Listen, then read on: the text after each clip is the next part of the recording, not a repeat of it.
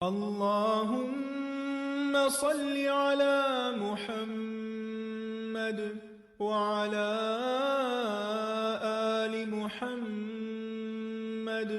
كما صليت على إبراهيم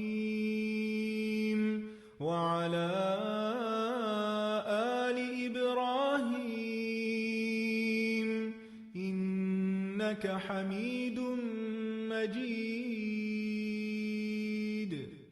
اللهم بارك على محمد وعلى آل محمد كما باركت على إبراهيم وعلى آل إبراهيم إنك حميد مجيد.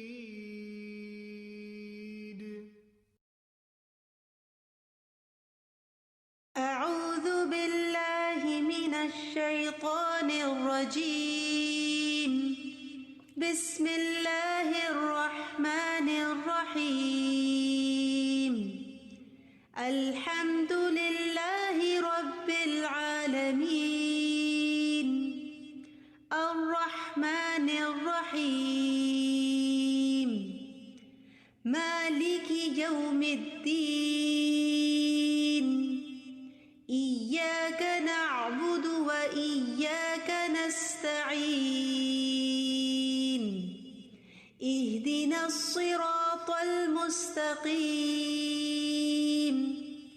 صراط الذين أنعمت عليهم غير المغضوب عليهم ولا الضالين.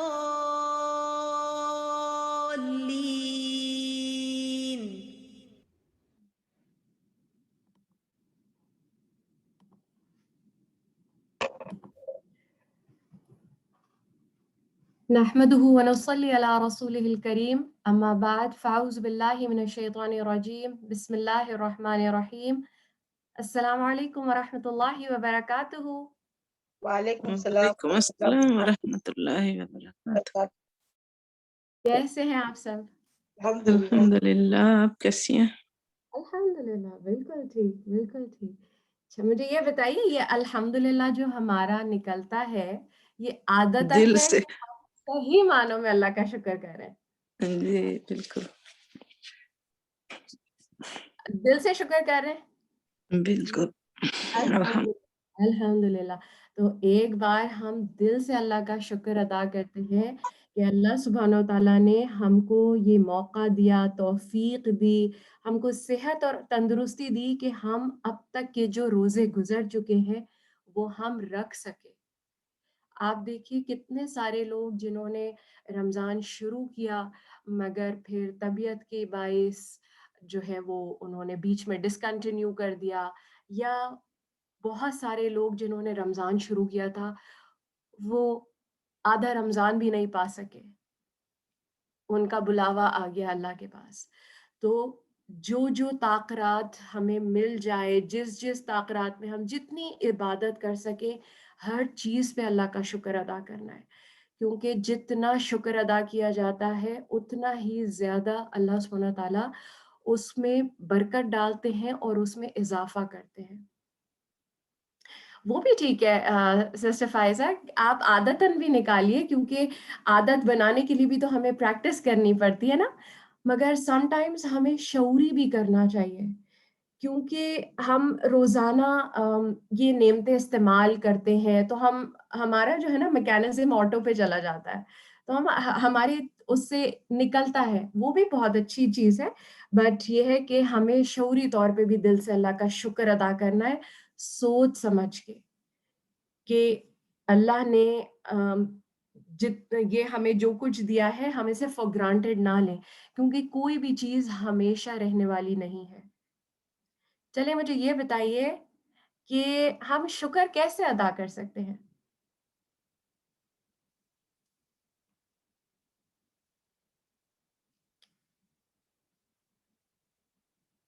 ٹھیک ہے، نماز پڑھ کے، اچھا، دعا، ٹھیک ہے، زبان سے، ماشاء اللہ سسٹر ناہید، صدقہ، ٹھیک ہے، نعمت پہ خوش ہو کر، بالکل سسٹر فائزہ ماشاء اللہ، ٹھیک ہے، عمل سے سسٹر شمع، بالکل ٹھیک ہے، زکوٰۃ، ٹھیک ہے،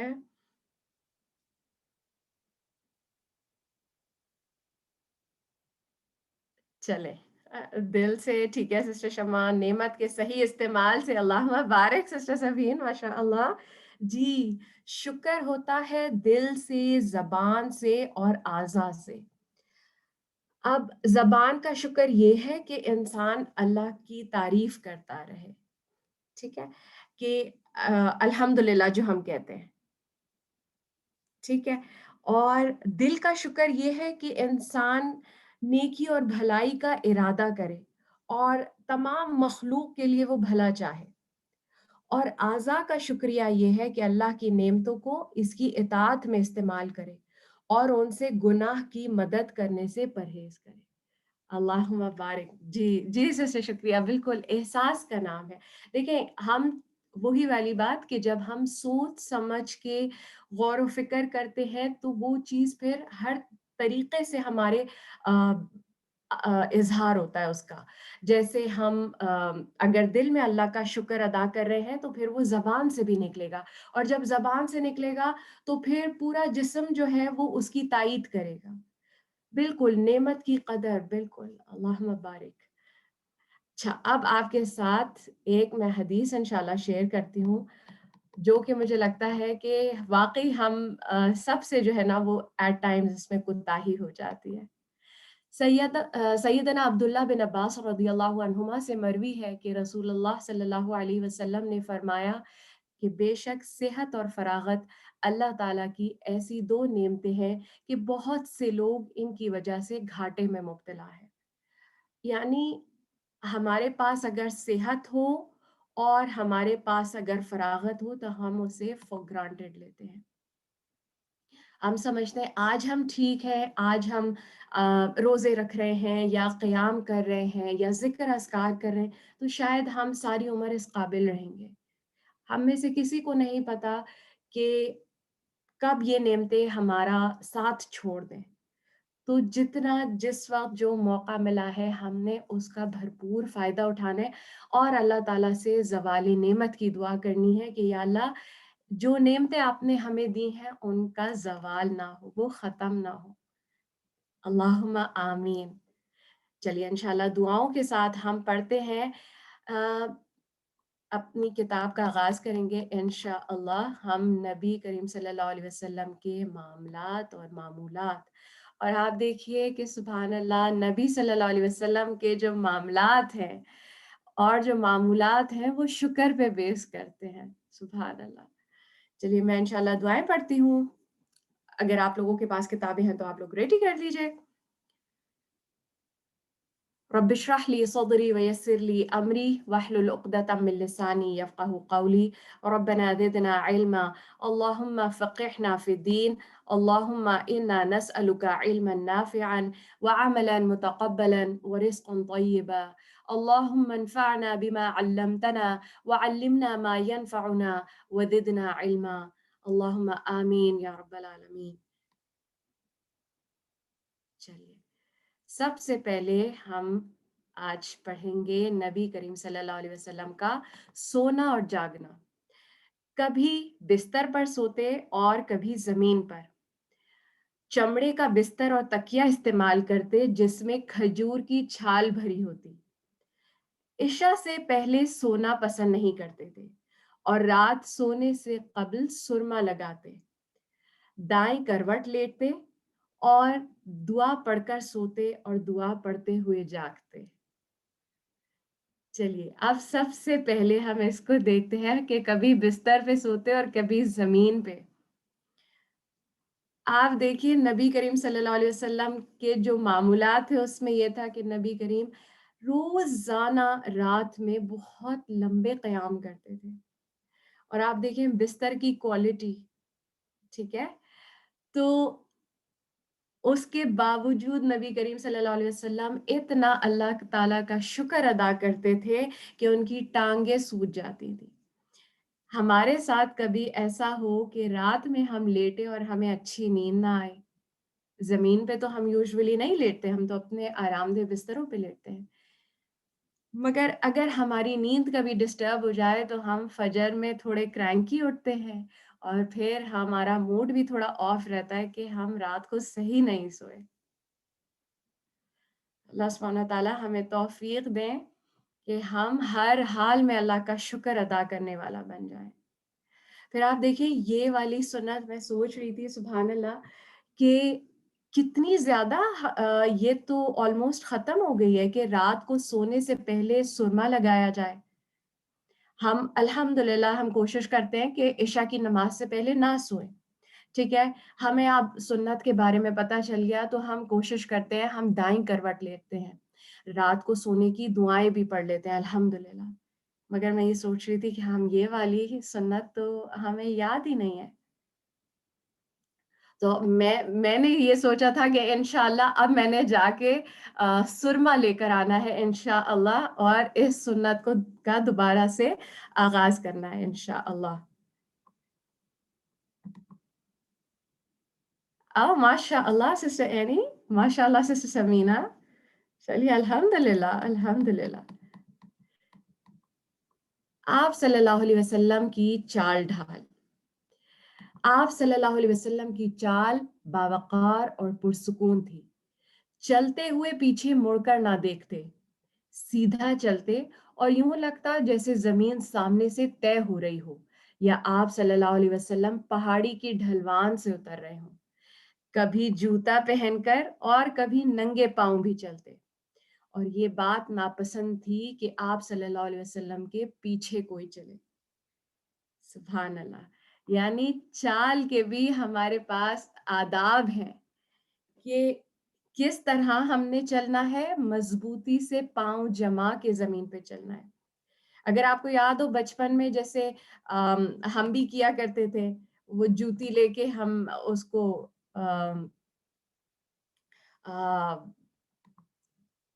کھسڑ کھسڑ کر رہے ہوتے تھے، زمین پہ گھسٹ گھسٹ کے جا رہے ہوتے تھے. پھر آپ دیکھیے انسان جو ہے وہ اپنی چال سے پہچانا جاتا ہے. آپ کو کوئی دیکھ رہا ہو تو آپ کی وہ چال پہلے دیکھتا ہے کہ اس میں سکون ہے یا نہیں. تبھی نبی کریم صلی اللہ علیہ وسلم نے ہمیں یہ طریقہ بھی سکھایا کہ ہم نے اگر ہماری نماز مس ہو رہی ہو تو بھی ہم نے مسجد میں بھاگ کر نہیں جانا، بلکہ سکون سے اطمینان سے ہم نے جانا ہے. پھر اگین جوتا پہن کر اور کبھی ننگے پاؤں بھی چلتے. یعنی کبھی مشکل کبھی آسانی جیسا بھی ہو، نبی کریم صلی اللہ علیہ وسلم وہ کرتے تھے، وہ مشکل اور آسانی دونوں چیزیں کرتے تھے. اور کسی کا پیچھے چلنا آپ صلی اللہ علیہ وسلم کو ناپسند تھا. لباس خواتین کی کمزوری. جس قسم کا کپڑا میسر ہوتا پہن لیتے، سوتی، کتانی، اونی، بہتر سے بہتر اور پیوند لگا لباس بھی پہن لیتے. عمومی طور پر سبز رنگ پسند تھا. کرتا پسندیدہ لباس تھا. پوری آستین زیبتن فرماتے. امامہ کبھی ٹوپی کے ساتھ اور کبھی بغیر ٹوپی کے استعمال فرماتے. چاندی کی انگوٹھی پہنتے تھے. غرور اور تکبر اور شہرت کے لباس کی مذمت فرماتے اور مردوں کو ریشم پہننے سے منع کرتے. اب یہاں پہ ہم سب نے اپنا اپنا جائزہ لینا ہے کہ ہمارے پاس کتنے کپڑے ہیں، ہم ان کو کس طرح سے استعمال کرتے ہیں، اور کیا ہم انہی لوگوں کی ریس میں شامل ہیں جن کی الماریاں بھری ہوئی ہوتی ہیں اور وہ کہتے ہیں کہ ہمارے پاس تو کپڑے ہی نہیں ہیں پہننے کے لیے. یا ہمیں ہر فیشن کا کپڑا اپنی الماری میں چاہیے، ہمیں اس سے کوئی فرق نہیں پڑتا کہ وہ فیشن اللہ کی اطاعت ہوتی ہے اس میں یا اللہ کی نافرمانی ہوتی ہے، ہم اس کا خیال نہیں رکھتے. الحمدللہ الحمدللہ سسٹر اینی، بہت اچھی بات ہے. دیکھیں ہم انسان ہیں، اگر ہم سے ماضی میں غلطی ہوئی یا ابھی بھی ہمارے پاس کوئی ایسے لباس ہیں تو ہم نے جا کے ان کا جائزہ لینا ہے، اور ہم نے ان کپڑوں کی کاٹ چھانٹ کرنی ہے اور اپنی الماری میں ان کپڑوں کو رکھنا ہے جو کہ بہترین ہوں، جن میں ہم اللہ کی اطاعت جو ہے وہ بہترین طریقے سے کر سکیں. کیونکہ آپ کو پتہ ہے نا، جب عبادت کر رہے ہوں اور آپ سوچیں ہاف سلیوز پہنی ہو، کہیں کبھی دوپٹہ ہمارا شفون کا ہو، تو ہماری نمازوں میں خشوع نہیں آ سکتا. ٹھیک ہے، چلیے اب دوسری، سفر اور سواری. گھوڑے، اونٹ، خچر اور گدھے پر سواری کر لیتے، کبھی زین کے ساتھ، کبھی ننگی پیٹھ پر، کبھی آگے یا پیچھے کسی اور کو بھی ساتھ بٹھا لیتے. اکثر سواری پر نفل نماز ادا کر لیتے. جمعرات کے دن سفر کرنا پسند کرتے اور سفر سے واپسی پر یہ آیت پڑھتے کہ ہم اللہ کی طرف لوٹنے والے ہیں، ہم توبہ کرنے والے ہیں، اپنے رب کی عبادت کرنے والے ہیں اور اس کی تعریف کرنے والے ہیں. یہ کہتے اور گھر جانے سے پہلے مسجد میں 2 رکعت نفل نماز ادا کرتے.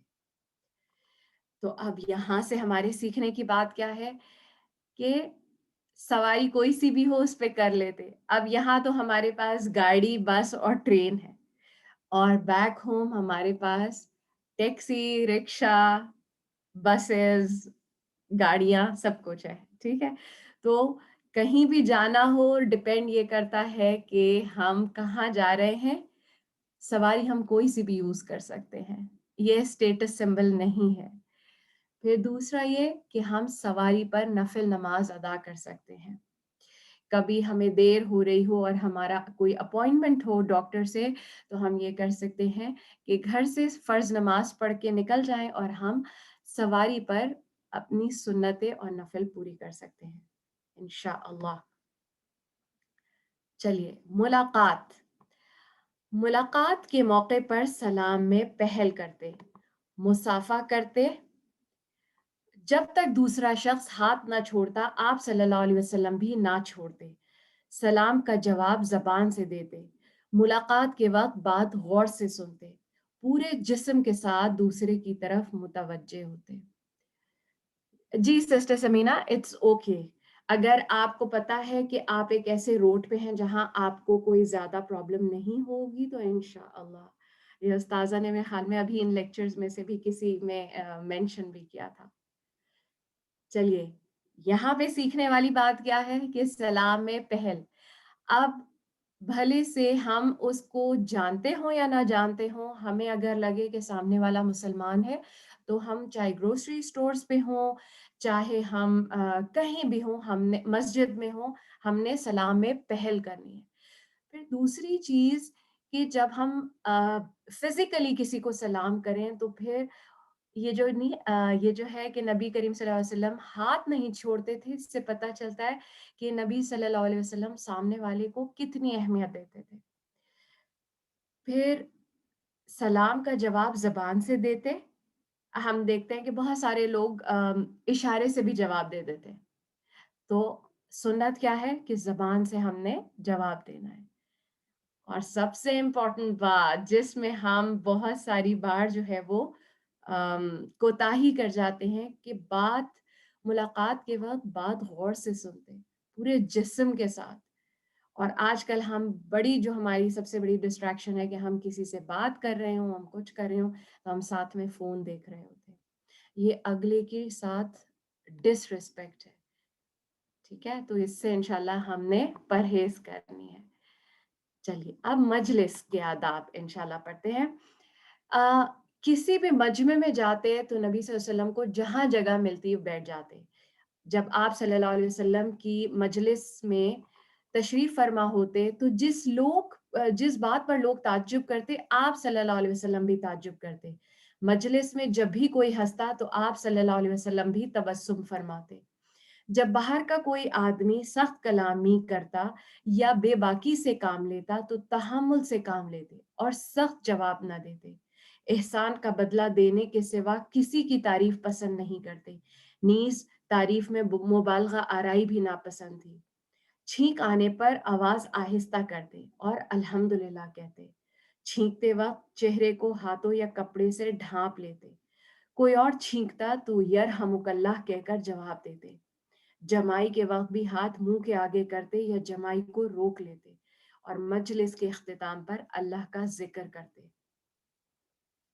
اب آپ دیکھیں اس میں سے یہ جو ہے یہ بھی اگین ریسپیکٹ کی بات آ گئی نا، کہ اگر ہم کسی محفل میں بیٹھے ہوئے کسی نے کوئی جوک سنایا اور ہمیں بالکل وہ فنی نہیں لگتا، مگر پھر بھی آؤٹ آف ریسپیکٹ ہم مسکرا دیں، تو یہ سنت ہے۔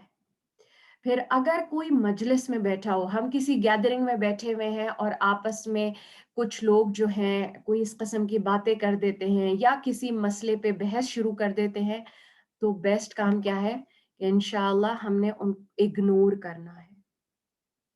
پھر چھینک آنے کے آداب اور جمائی کے آداب، ٹھیک ہے، کہ انشاءاللہ ہم نے یہ ہمیں اب سائنس بتاتی ہے کہ چھینکتے وقت اور کھانستے وقت ہم نے چہرے کو اور ہاتھ کو جو ہے وہ کپڑے سے ڈھانپنا ہے، اور یہ بات ہمیں 1400 سال پہلے نبی صلی اللہ علیہ وسلم نے بتا دیا کہ یہ آداب ہیں۔ اور سب سے آخری چیز کہ ہم جس مجلس میں جائیں، چاہے وہ کوئی دنیاوی مجلس ہو، کھانے کی مجلس ہو، کچھ بھی ہو، اس میں ہم نے اپنے آپ کو یہ یاد کرانا ہے کہ اس میں ایک بار ضرور ہم نے اللہ سبحانہ وتعالیٰ کا ذکر کرنا ہے انشاءاللہ۔ چلیے الحمدللہ ہمارا آج کا یہ لیسن تو کمپلیٹ ہوا ہے۔ چلیے انشاءاللہ اب ہم آتے ہیں آج کے خوبصورت لیسن کی طرف، سورہ رحمان، جو کہ ہم سب کی فیورٹ سورہ ہے۔ آج ہم انشاءاللہ اس کی ایک آیت پڑھیں گے۔ آپ لوگ سب ریڈی ہیں؟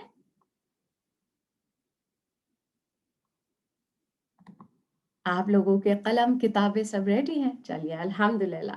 اعوذ باللہ من الشیطان الرجیم، بسم اللہ الرحمن الرحیم۔ میں انشاءاللہ لگاتی ہوں، ہم اتنے تھوڑا سا اللہ کا ذکر کر لیتے ہیں انشاءاللہ۔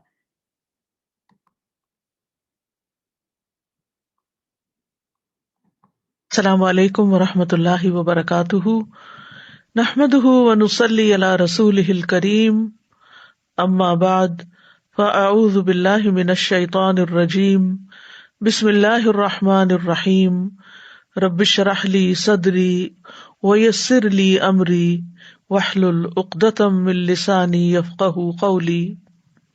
وَلِمَنْ خَافَ مَقَامَ رَبِّهِ جَنَّتَانِ وَلِمَنْ خَافَ مَقَامَ رَبِّهِ جَنَّتَانِ، اور اس شخص کے لیے جو اپنے رب کے سامنے کھڑا ہونے سے ڈر گیا، دو باغ ہیں۔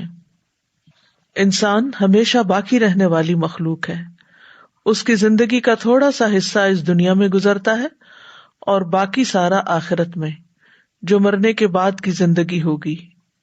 یہ دنیا عمل کی جگہ ہے اور آخرت جزا کی۔ آخرت کے لیے سب کچھ ہمیں اسی دنیا میں ہی کرنا ہے، اس لحاظ سے یہ وقت، یہ عمر بہت ہی چھوٹی ہے۔ ہر گزرتا لمحہ آخری لمحہ ہے جو کبھی واپس نہیں آئے گا۔ اسی میں کرنا ہے جو کچھ بھی اچھا کرنا ہے، اپنے اندر کی اصلاح، اپنے اخلاق کی اصلاح، اس کا یہی وقت ہے۔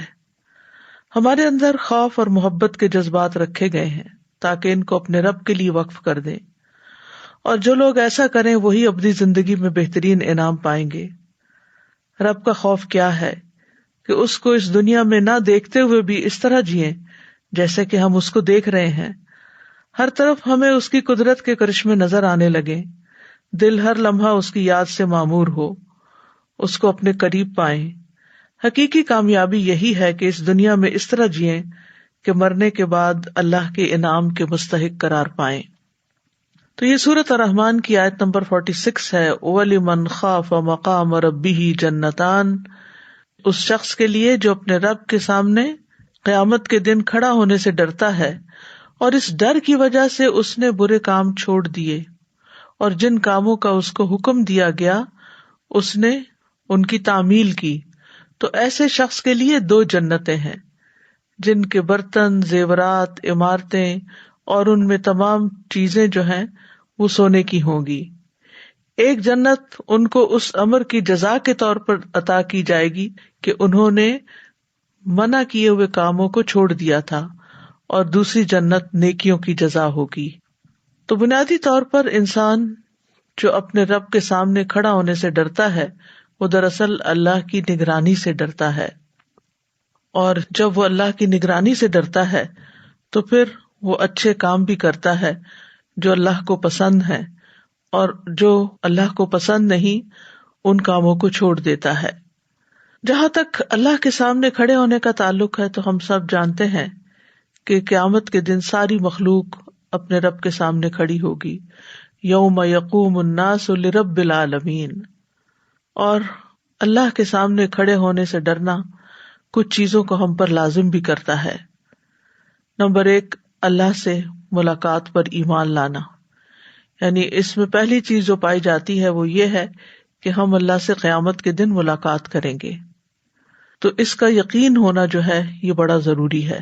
دوسرے یہ حرام کاموں سے بچنا اور نیک اعمال کرنا۔ تیسرے یہ کہ اللہ کے سامنے کھڑے ہونے کے ڈر سے فرائض ادا کرنا۔ عبداللہ بن عباس کہتے ہیں جو مومن اللہ کے سامنے کھڑے ہونے سے ڈرتے ہیں اور اپنے فرائض ادا کرتے ہیں تو اللہ نے ان سے جنت کا وعدہ کر رکھا ہے۔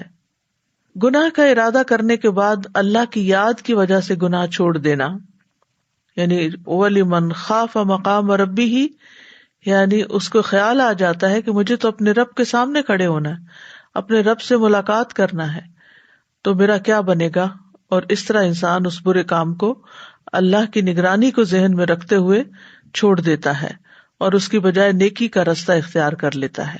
ضحاک کہتے ہیں کہ یہ اس آدمی کے لیے ہے جو تنہائی میں اور ظاہر میں اللہ کی نگرانی کو ذہن میں رکھتا ہے اور حرام میں جو کچھ سامنے آتا ہے وہ اس کو اللہ کے ڈر سے چھوڑ دیتا ہے، اور وہ جو بھی نیکی کا عمل کرتا ہے اس کو اللہ کی طرف پہنچا دیتا ہے اور پسند نہیں کرتا کہ اس کے نیک عمل سے کوئی آگاہ ہو، یعنی وہ خفیہ طریقے سے خاموشی کے ساتھ چھپا کر نیکیاں کرتا ہے، اپنی نیکیوں کا اشتہار نہیں دیتا۔ اس کا مطلب یہ بھی ہے کہ اللہ کے ڈر سے انسان اپنی خواہشات کو ترک کر دے۔ قرآن مجید میں آتا ہے وَأَمَّا مَنْ خَافَ مَقَامَ رَبِّهِ وَنَهَى النَّفْسَ عَنِ الْهَوَى فَإِنَّ الْجَنَّةَ هِيَ الْمَأْوَى، اور رہا وہ شخص جو اپنے رب کے سامنے کھڑا ہونے سے ڈر گیا اور اس نے نفس کو خواہش سے روک لیا تو بے شک جنت ہی اس کا ٹھکانہ ہے۔ وَنَهَى النَّفْسَ عَنِ الْهَوَى، اور یہ اسی وقت ہو سکتا ہے جب انسان کے دل میں یہ یقین ہو کہ مجھے ایک دن رب کو جا کے ملنا ہے اور اس کے سامنے کھڑے ہونا ہے۔ قتادہ کہتے ہیں کہ بے شک مومن اس مقام میں اللہ کے سامنے کھڑے ہونے سے ڈرتے ہیں، وہ اللہ کے لیے عمل کرتے ہیں اور دن رات اس پر قائم بھی رہتے ہیں۔ حسن بصری کہتے ہیں کہ انہوں نے اللہ کی اطاعت کی، یعنی یہ وہ لوگ ہیں جو اللہ کی اطاعت کرتے ہیں اور اس میں خوب محنت کرتے ہیں اور ڈرتے رہتے ہیں کہ کہیں ان کے اعمال ریجیکٹ نہ کر دیے جائیں، یعنی اللہ تعالیٰ کہیں ان کو پسند نہ کرے اور قبول نہ کرے، تو اس بات کا انہیں بہت ڈر ہوتا ہے۔ وہ کہتے ہیں کہ مومن احسان اور خشیت جمع کرتا ہے، یعنی عمل میں احسان کا رویہ اختیار کرتا ہے اور دوسری طرف نیکی کرنے کے باوجود ڈرتا رہتا ہے، اور منافق بدعملی اور بے خوفی کو جمع کرتا ہے، عمل بھی کچھ نہیں کرتا اور ڈرتا بھی نہیں ہے، لیکن مومن اس کے برعکس اپنے گناہوں سے ڈرتا رہتا ہے۔ عبداللہ بن مسعود کہتے ہیں کہ مومن اپنے گناہوں کو ایسے سمجھتا ہے کہ وہ ایک پہاڑ کے دامن میں بیٹھا ہے کہ کہیں پہاڑ اس پر گر نہ جائے، اور فاجر اپنے گناہوں کو ایسے سمجھتا ہے کہ ناک پر مکھی بیٹھی اور اس نے ہاتھ سے اڑا دی، یعنی کوئی بات ہی نہیں، بڑے سے بڑا غلط کام کر کے کیئر لیس ایٹیٹیوڈ، اور اس پر نہ ڈرنا، نہ توبہ کرنا اور نہ اس سے باز آنا۔ حقیقت یہ ہے کہ مومن کا خوف جنت میں پہنچ کر ہی ختم ہوگا، اس سے پہلے کے سارے مرحلے، خواہ وہ دنیا میں رہتا ہو، خواہ وہ قبر کی زندگی ہو، خواہ وہ حشر ہو، وہ ہمیشہ اللہ سے ڈرتا ہی رہتا ہے۔ معاذ بن جبل کہتے ہیں کہ مومن کا خوف اس وقت تک سکون نہیں پائے گا جب تک وہ جہنم کے پل کو اپنے پیچھے نہیں چھوڑ دے گا، یعنی پل صراط کو جب تک کراس نہیں کر جائے گا اور جنت میں پہنچ نہیں جائے گا، اس کا ڈر نہیں ختم ہوگا۔ اسی طرح اگر کوئی شخص گناہگار ہے لیکن اللہ سے ڈر جاتا ہے اور توبہ کر لیتا ہے تو اس کے لیے بھی یہ خوشخبری ہے۔ جنت کے 2 باغوں کے بارے میں آتا ہے کہ 2 باغ چاندی کے ہیں اور 2 سونے کے ہیں۔ رسول اللہ صلی اللہ علیہ وسلم نے فرمایا جنت میں 2 باغ چاندی کے ہوں گے اور جن کے برتن اور تمام دوسری چیزیں چاندی کی ہوں گی، اور 2 سونے کے باغ ہوں گے جن کے برتن اور تمام دوسری چیزیں سونے کی ہوں گی. اب ہر ایک کو اپنے مرتبے کے مطابق وہ 2 باغ ملیں گے جس کا وہ مستحق ہوگا، لیکن اس کے لیے اللہ کا خوف، اللہ کا ڈر ضروری ہے. خوف کا لفظی مطلب ہوتا ہے گھبرانا، ڈرنا، اور اصطلاحی معنوں میں کسی ظنی یا یقینی علامت کی وجہ سے کسی ناپسندیدہ چیز کے واقع ہونے کی توقع رکھنا، کہ کوئی ناپسندیدہ چیز نہ پیش آ جائے، اور اس کی ضد امن ہے، اور اس کو دنیاوی اور اخروی دونوں کاموں میں استعمال کیا جاتا ہے. جرجانی کہتے ہیں خوف سے مراد کسی ناپسندیدہ چیز کے واقع ہونے کی توقع رکھنا ہے. ایک اور قول ہے خوف والی چیز کو یاد کرنے سے دل کا بے چین ہو جانا اور حرکت کرنا. ایک اور قول یہ ہے کہ دل کا اس بات سے ڈر جانا کہ کہیں اس کو ناپسندیدہ چیز نہ پہنچ جائے اور پسندیدہ چیز اس سے چلی نہ جائے. یعنی دونوں طرح کا ڈر ہوتا ہے کہ کہیں کوئی مس ہیپ نہ ہو جائے اور کہیں جو میرے پاس نعمتیں ہیں ان کا زوال نہ ہو جائے.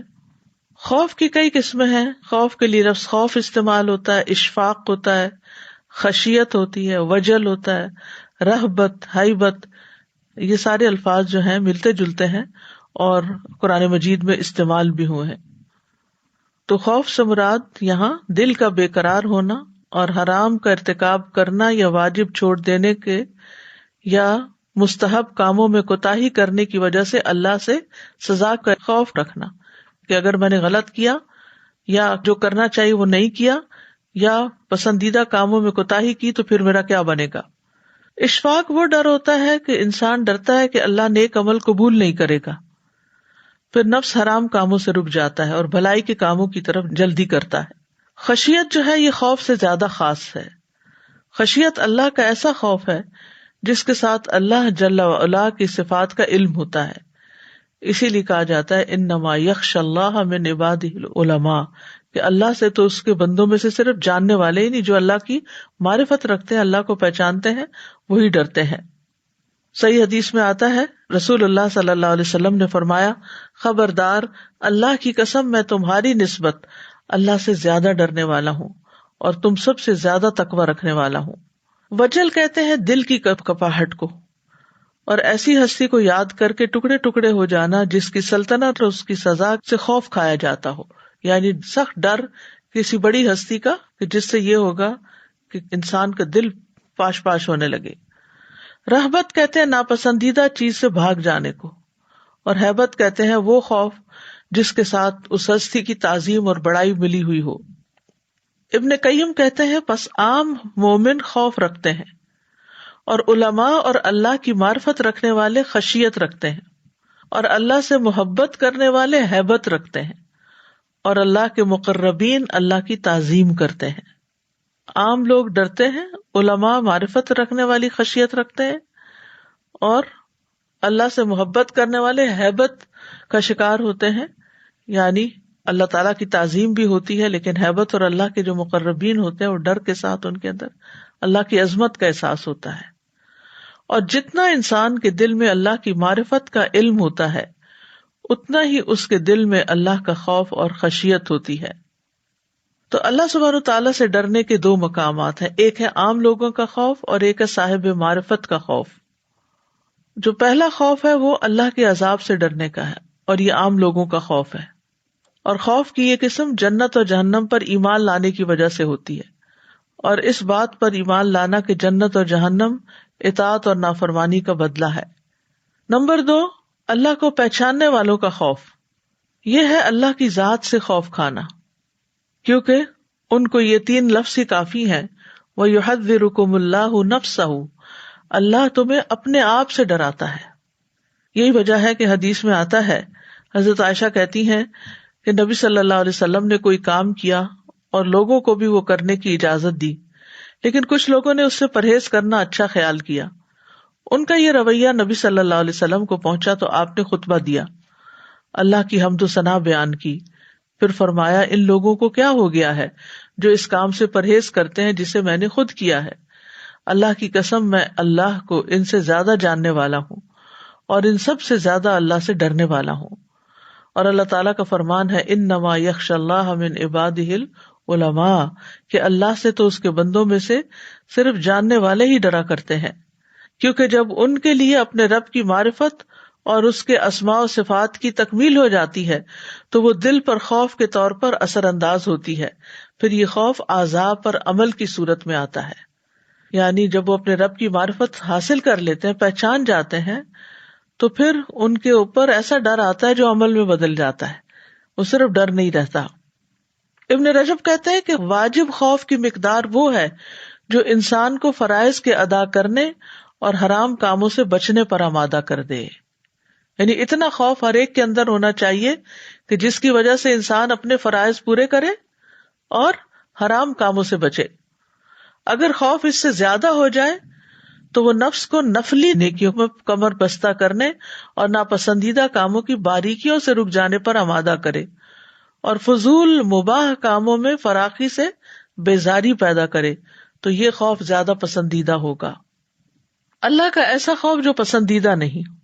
اگر خوف اس سے بڑھ جائے کہ انسان بیمار ہو جائے یا ہلاک ہو جائے یا چمٹ جانے والے غم میں پڑ جائے، ڈپریشن میں مبتلا ہو جائے، تو اس طرح کہ وہ اس کو اللہ کے مطلوب اور پسندیدہ فضیلت والے کاموں کو حاصل کرنے سے روک دے، تو یہ خوف پسندیدہ نہیں ہوگا.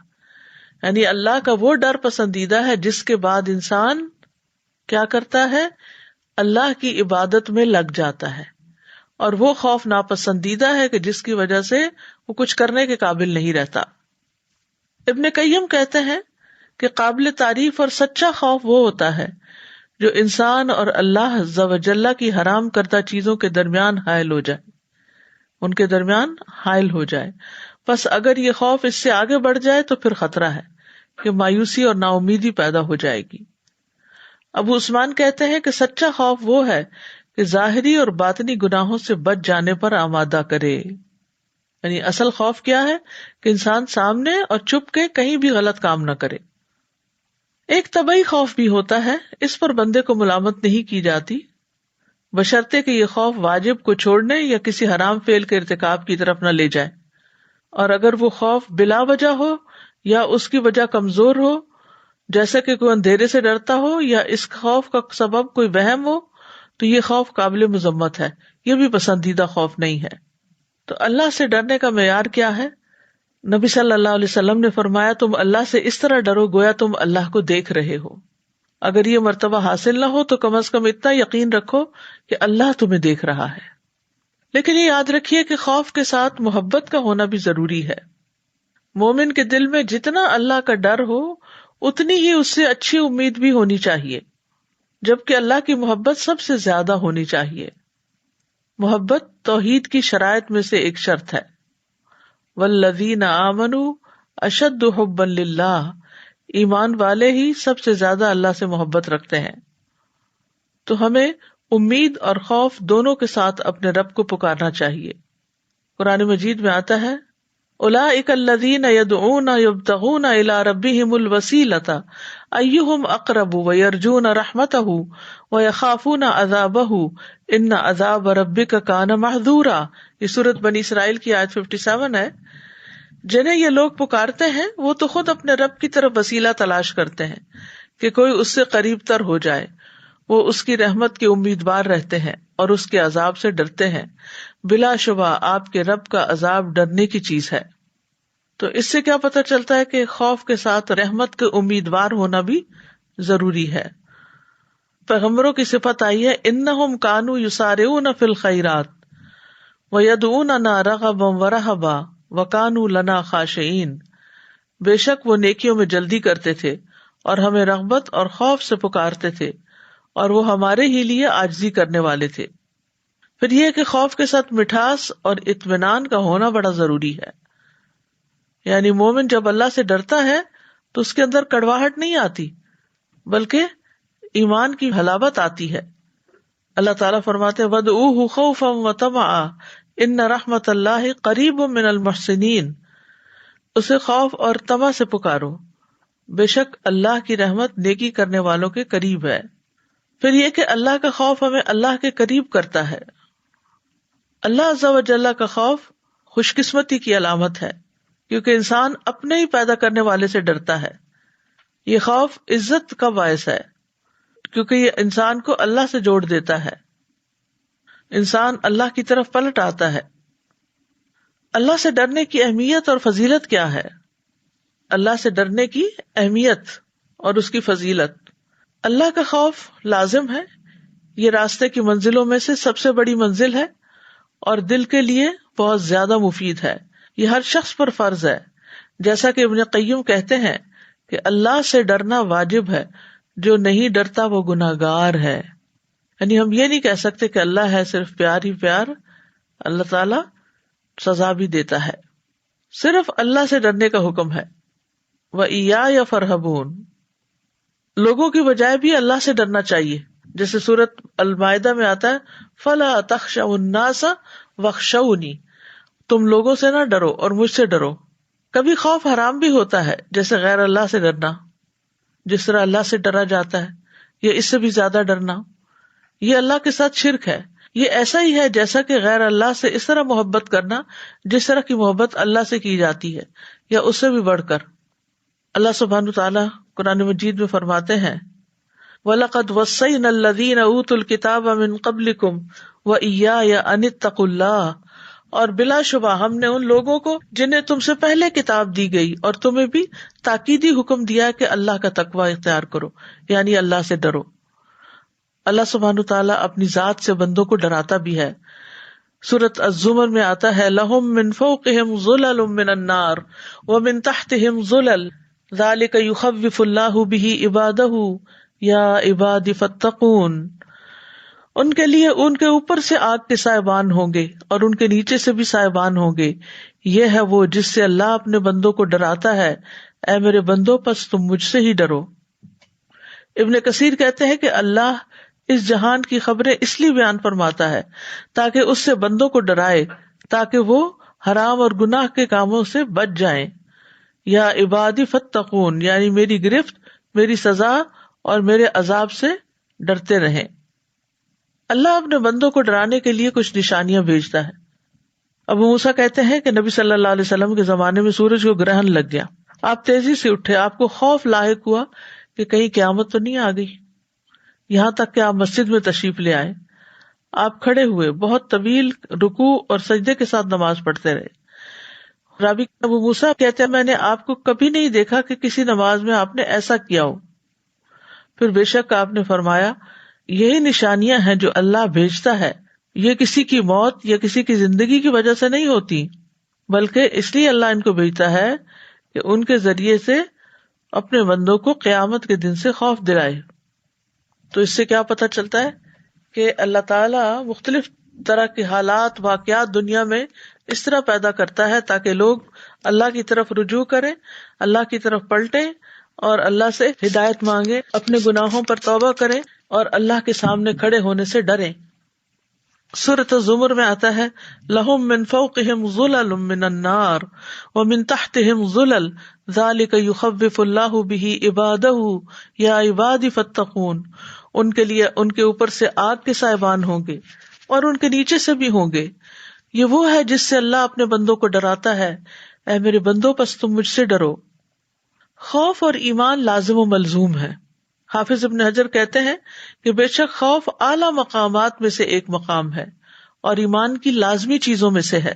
سورۃ آل عمران میں آتا ہے فَلَا تَخَافُوهُمْ وَخَافُونِ إِن كُنتُم مُؤْمِنِينَ، تم ان سے مت ڈرنا، مجھ سے ڈرنا اگر تم مومن ہو۔ تو اس آیت میں اکیلے اللہ سے ڈرنے کا حکم دیا جا رہا ہے اور یہ ایمان کا لازمی جزو ہے۔ جتنا انسان کے دل میں ایمان ہوتا ہے وہ اتنا ہی زیادہ اللہ سے ڈرتا ہے۔ نیک بندے اور خالص دل کے حامل لوگ ہمیشہ اللہ سے ڈرتے ہیں۔ یہ انبیاء کی صفت بھی ہے، فرشتوں کی صفت بھی ہے۔ سورۃ النحل میں آتا ہے وَلِلَّهِ يَسْجُدُ مَا فِي السَّمَاوَاتِ وَمَا فِي الْأَرْضِ مِن دَابَّةٍ وَالْمَلَائِكَةُ وَهُمْ لَا يَسْتَكْبِرُونَ يَخَافُونَ رَبَّهُم مِّن فَوْقِهِمْ وَيَفْعَلُونَ مَا يُؤْمَرُونَ، اور اللہ ہی کے لیے سجدہ کرتی ہے ہر وہ چیز جو آسمانوں اور زمین میں ہے، کوئی بھی چلنے والا جانور ہو اور فرشتے بھی، وہ تکبر نہیں کرتے، وہ اپنے رب سے جو ان کے اوپر ہے ڈرتے ہیں اور وہ کرتے ہیں جو انہیں حکم دیا جاتا ہے۔ تو اس ڈر کا اصل مقصد کیا ہے کہ بندے کے اندر نیکی کے کاموں کی طرف رغبت پیدا ہو اور برائیاں چھوڑنے کا خوف پیدا ہو۔ میکائیل علیہ السلام بھی اللہ سے ڈرتے ہیں۔ جب سے جہنم پیدا ہوئی ہے میکائیل علیہ السلام کبھی نہیں ہنسے۔ جبرائیل علیہ السلام جن کی بہت شان اور مرتبہ ہے، رسول اللہ صلی اللہ علیہ وسلم نے فرمایا میں اسراء والی رات بلند مرتبہ فرشتوں کے پاس سے گزرا اور جبریل اللہ کی خشیت کی وجہ سے بوسیدہ پالان کی طرح لگ رہے تھے۔ ابراہیم علیہ السلام بھی اپنے رب سے ڈرتے تھے، حالانکہ اللہ تعالیٰ نے ان کو اپنا دوست بنا لیا تھا۔ وہ کہتے ہیں یا ابت انی اخاف ان یمسک عذاب من الرحمن، اے میرے باپ میں بے شک ڈرتا ہوں کہ تجھ پر رحمان کی طرف سے کوئی عذاب نہ آ پڑے۔ فتکون للشیطان ولیا، پھر تو شیطان کا ساتھی بن جائے۔ نوح علیہ السلام بھی اللہ سے ڈرتے تھے۔ وہ کہتے ہیں اپنی قوم کو انی اخاف علیکم عذاب یوم عظیم۔ ہود علیہ السلام بھی یہی کہتے ہیں انی اخاف علیکم عذاب یوم عظیم۔ شعیب علیہ السلام بھی اپنی قوم سے یہ کہتے ہیں وانی اخاف علیکم عذاب یوم محیط۔ نبی صلی اللہ علیہ وسلم بھی اللہ سے ڈرتے ہیں قل انی اخاف ان عصیت ربی عذاب یوم عظیم، کہہ دو بے شک میں ایک بہت بڑے دن کے عذاب سے ڈرتا ہوں اگر میں اپنے رب کی نافرمانی کروں۔ حضرت عائشہ کہتی ہیں میں نے رسول اللہ صلی اللہ علیہ وسلم کو کبھی اس طرح کھل کر ہنستے نہیں دیکھا کہ آپ کا حلق نظر آ جائے، بلکہ آپ صرف اسمائل کرتے تھے، تبسم فرماتے، اور جب بھی بادل یا ہوا دیکھتے تو خوف آپ کے چہرے پر پہچانا جا سکتا تھا، حالانکہ آپ اللہ کے رسول تھے۔ تو میں نے آپ سے عرض کیا یا رسول اللہ، جب لوگ بادل دیکھتے تو خوش ہوتے ہیں، یہ امید رکھتے ہوئے کہ اس سے بارش برسے گی، لیکن میں آپ کو دیکھتی ہوں کہ آپ بادل دیکھتے ہیں تو ناگواری کا اثر آپ کے چہرے پر ہوتا ہے۔ تو آپ نے فرمایا اے عائشہ مجھے یہ چیز بے خوف نہیں کرتی کہ اس میں عذاب نہ ہو، یعنی ہو سکتا ہے کہ اسی لپٹے ہوئے بادلوں کی تہوں کے اندر سے کوئی عذاب نہ آ جائے۔ ایک قوم عاد ہوا کے ساتھ عذاب دی گئی تھی، انہوں نے جب عذاب دیکھا تو بولے یہ تو بادل ہے جو ہم پہ برسے گا۔ پھر متقین کی صفات میں سے ہے الذین یخشون ربہم بالغیب، کہ وہ اپنے رب سے غائبانہ طور پہ ڈرتے ہیں۔ ابن رجب کہتے ہیں کہ اللہ کی قسم اللہ نے مخلوق کو اس لیے پیدا کیا تاکہ وہ اس کو پہچانے، یعنی اللہ کو، اس کی عبادت کریں اور اس سے ڈریں۔ اللہ نے اپنی عظمت اور بڑائی پر دلائل مقرر کر دیے ہیں تاکہ لوگ اس سے ڈریں اور اس کی تعظیم کرتے ہوئے اس کا خوف کریں، اور ان کے لیے اللہ نے اپنے عذاب کی شدت اور اپنی سزا کے مقام کو بیان کیا ہے، اور جو اللہ کی نافرمانی کرنے والے لوگوں کے لیے تیار کر رکھا ہے تاکہ وہ اس سخت عذاب والے گھر سے نیک اعمال کی وجہ سے بچ جائیں۔ رسولوں کے بھیجے جانے کا مقصد بھی کیا ہے؟ انذار اور تبشیر کرتے ہیں وہ، تو وہ بھی ڈرانے والے ہیں، لوگوں کو خبردار کرنے والے ہیں۔ راغب اصفہانی اپنی کتاب مفردات میں کہتے ہیں کہ انذار ایسی چیز کی خبر دینے کو کہتے ہیں جس میں خوف زدہ کیا گیا ہو، یعنی ایسی خبر جس سے خوف دلایا گیا ہو، اور تبشیر ایسی خبر دینا جس میں خوشی ہو۔ تو اللہ کا قرب پانے کے لیے ضروری ہے کہ انسان اللہ سے ڈرے بھی۔ فرمایا ان اکرمکم عند اللہ اتقاکم، اللہ کے نزدیک سب سے زیادہ عزت والا وہی ہے جو تم میں سب سے زیادہ ڈرنے والا ہے۔ مقرب لوگوں کے اندر خوف کی کثرت ہوتی ہے، شدت ہوتی ہے۔ امام ابن قیم ایک مثال سے بات سمجھاتے ہیں اپنی کتاب مدارج السالکین میں کہ اللہ عز و جل کی طرف سفر کرنے والے کے دل کی مثال ایسی ہے جیسا کہ کوئی پرندہ ہو، اللہ کی محبت اس کا سر اور اللہ کا خوف اس کی رحمت کی امید، اور اس کے دو پر ہوں، پھر سر اور دونوں پر سلامت ہوں گے تو پرندے کی اڑان بھی عمدہ ہوگی۔ ٹھیک ہے، یعنی جو اللہ کی پہچان کرتا ہے، اللہ کی معرفت رکھتا ہے، تو وہ ایسا ہے جیسے کوئی پرندہ ہوتا ہے، پرندہ اڑ کے جا رہا ہے، تو اسے اللہ کی محبت بھی ہوتی ہے، اللہ کا خوف بھی ہوتا ہے، اور اللہ کی رحمت سے امید بھی ہوتی۔ تو تین چیزیں ہو گئی، محبت، خوف اور امید۔ کہتے اگر سر کاٹ دیا جائے تو پرندہ مر جائے گا، اور اگر اس کے بازو کھو جائے تو ہر شکاری اور ہر توڑ پھوڑ کرنے والے کا نشانہ بن جائے گا۔ اللہ کی محبت سے مراد اس کا سر ہے، تو سر کاٹ دیا، محبت ختم، پرندہ ہی مر جائے گا۔ اس کی خوف اور اس کی رحمت کی امید اس کے دونوں پر ہیں، اگر یہ نہ رہے تو وہ اڑ ہی نہیں سکتا۔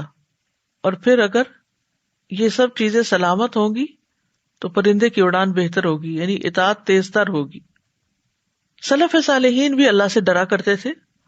حضرت عمر کہتے ہیں کہ اگر کوئی آسمان سے اعلان کرنے والا اعلان کرے کہ اے لوگو تم سب لوگ جنت میں جا رہے ہو، صرف ایک آدمی نہیں جائے گا، تو مجھے ڈر ہوگا کہ کہیں وہ میں ہی نہ ہوں۔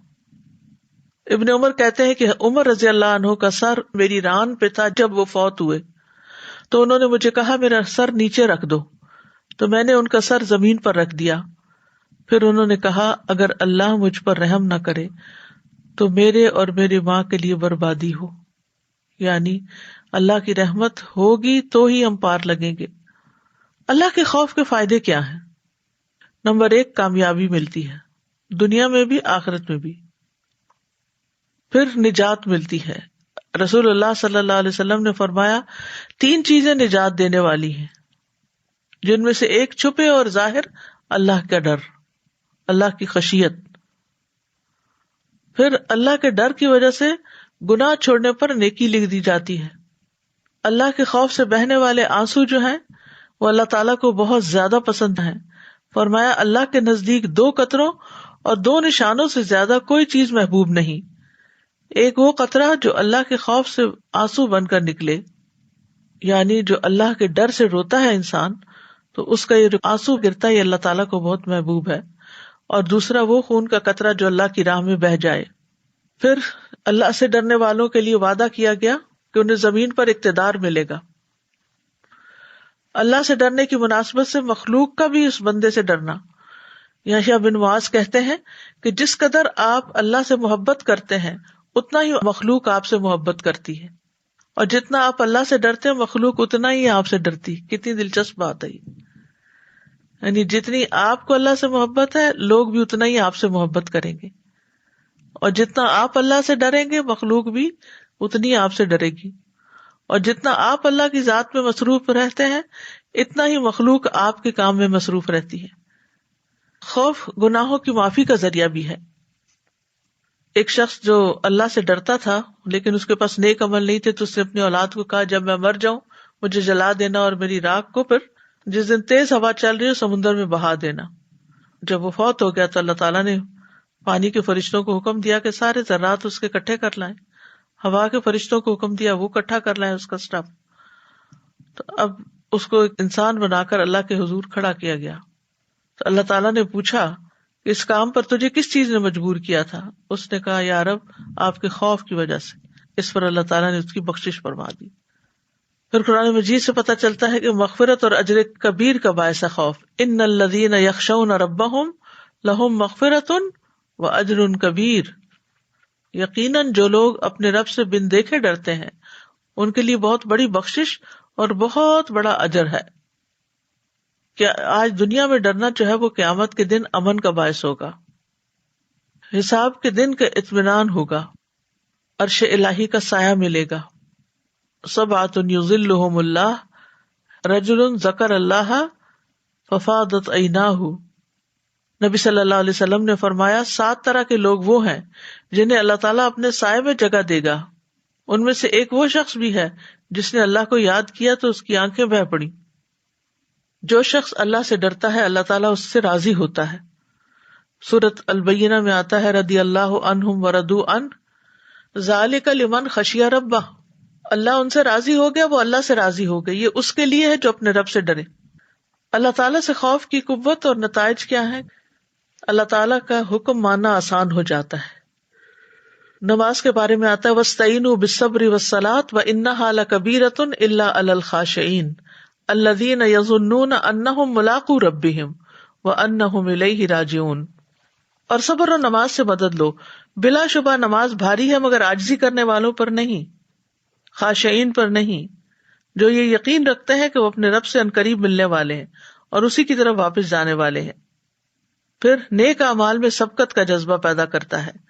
انہم کانوا یسارعون فی الخیرات ویدعوننا رغبا ورہبا وکانوا لنا خاشعین، بے شک وہ نیکیوں میں جلدی کرتے تھے اور ہمیں رغبت اور خوف سے پکارتے تھے، ہمارے ہی لیے عاجزی کرنے والے تھے۔ ابن تیمیہ رحمہ اللہ کہتے ہیں ہر وہ شخص جو اللہ کی نافرمانی کرتا ہے پس وہ جاہل ہے. ہر وہ شخص جو اللہ کی نافرمانی کرتا ہے وہ جاہل ہے، اور ہر وہ شخص جو ڈرتا ہے وہ عالم اور اطاعت گزار، اللہ سے ڈرنے والا، موت سے پہلے نیک اعمال کی طرف دوڑنے والا ہے. دونوں گھڑیوں کو غنیمت سمجھتا ہے، یعنی کہ وہ دنوں اور گھڑیوں کو، یعنی جو وقت اس کا گزرتا ہے اس کو غنیمت سمجھتا ہے اور اس کو صحیح طور پر استعمال کرتا ہے. خوف کے نتیجے میں نیک اعمال سرزد ہوتے ہیں. خوف اللہ کی اطاعت کے کام کرواتا ہے، فرائض کی پابندی کراتا ہے، لوگوں کی خدمت کراتا ہے. یوفون بالنذر ویخافون یوما کان شرہ مستطیرا ویطعمون الطعام علی حبہ مسکینا ویتیما واسیرا انما نطعمکم لوجہ اللہ لا نرید منکم جزاء ولا شکورا انا نخاف من ربنا یوما عبوسا قمطریرا. یعنی اللہ سے ڈرنے والے کون ہوتے ہیں؟ جو اپنی نظر پوری کرتے ہیں. اس دن یعنی قیامت کے دن سے ڈرتے ہیں جس دن مصیبت ہر طرف پھیلی ہوئی ہوگی، اور وہ کھانا کھلاتے ہیں اس کی محبت میں مسکین، یتیم اور قیدی کو، اور کہتے ہیں ہم تو صرف اللہ کے چہرے کی خاطر تمہیں کھلاتے ہیں، نہ تم سے کوئی بدلہ چاہتے ہیں اور نہ شکریہ. یقیناً ہم اپنے رب سے اس دن سے ڈرتے ہیں جو بہت منہ بنانے والا، سخت تیوری چڑھانے والا ہے. اس خوف کے نتیجے میں قرآن کا اثر دل پر ہونے لگتا ہے. یہ خوف اللہ کا بندوں کو حدود کے اندر رکھتا ہے. خوف کی وجہ سے حق بات کہنے کی توفیق ملتی ہے، انسان کو اللہ کی نافرمانی سے بچاتا ہے. یہ خوف جو ہے گناہوں کو آپ کے نزدیک ناپسندیدہ کر دیتا ہے، یعنی نفرت ہونے لگتی ہے گناہوں سے. غلط فعل سے انسان کو بچاتا ہے، ظلم کرنے سے روکتا ہے. کان اللہ کی نافرمانی کی آوازیں سننے سے بچتے ہیں. آنکھیں محارم کو دیکھنے سے بچتی ہیں، یعنی حرام کردہ چیزوں کو نہیں دیکھتی. ہاتھ سلامتی دینے والے بنتے ہیں، پھر قدم اللہ کے راستے میں اٹھتے ہیں. خوف برائی کا حکم دینے والے نفس کا علاج بھی ہے، خواہش نفس سے روکتا ہے، خواہشات پر غالب آنے کی طاقت دیتا ہے، گناہوں کی لذت کو ختم کر دیتا ہے. ابن قیم کہتے ہیں خوف کے نتائج میں سے یہ ہے کہ خوف خواہشات کا قلع کما کر دیتا ہے اور لذتوں کو بے مزہ کر دیتا ہے. پس جو نافرمانیاں ان کو محبوب ہوتی ہیں وہ ناپسندیدہ اور بے مزہ لگنے لگتی ہیں. یعنی جب اللہ کا ڈر آتا ہے تو نافرمانی کے کاموں سے دل اچاٹ ہو جاتا ہے. اپنے گناہوں کی معرفت کرواتا ہے، انسان کو باریک گناہ نظر آنے لگتے ہیں. انسان گناہوں کو مٹانے کی دعائیں کرنے لگتا ہے. وہ ایسی دعائیں مانگتا ہے، رب اغفر لی خطیئتی وجہلی واسرافی فی امری کلہ وما انت اعلم بہ منی اللہم اغفر لی خطایای وعمدی وجہلی وہزلی وکل ذلک عندی اللہم اغفر لی ما قدمت وما اخرت وما اسررت وما اعلنت انت المقدم وانت المؤخر وانت علی کل شیء قدیر. اے میرے رب، میری خطا، میری نادانی اور تمام معاملات میں میرے حد سے تجاوز کرنے میں میری مغفرت فرما، اور وہ گناہ بھی جن کو تو مجھ سے زیادہ جاننے والا ہے. اے اللہ میری مغفرت کر، میری خطاؤں میں، میرے ارادے کے ساتھ کیے کاموں اور بلا ارادہ کاموں میں، اور میری ہنسی مزاح کے کاموں میں، اور یہ سب میری ہی طرف سے ہیں. اے اللہ میری مغفرت کر ان کاموں میں جو میں کر چکا ہوں اور انہیں جو کروں گا، اور جنہیں میں نے چھپایا اور جنہیں میں نے ظاہر کیا. تو سب سے پہلے ہے اور تو ہی سب سے بعد میں ہے، اور تو ہر چیز پر قدرت رکھنے والا ہے. اللہ کا خوف انسان کو دنیا میں گناہوں سے پاک ہونے کی دعوت دیتا ہے. خوف انسان کو بہادر بنا دیتا ہے، غیر اللہ کا خوف دل سے نکال دیتا ہے، اصل منزل تک پہنچنے کی فکر لگا دیتا ہے.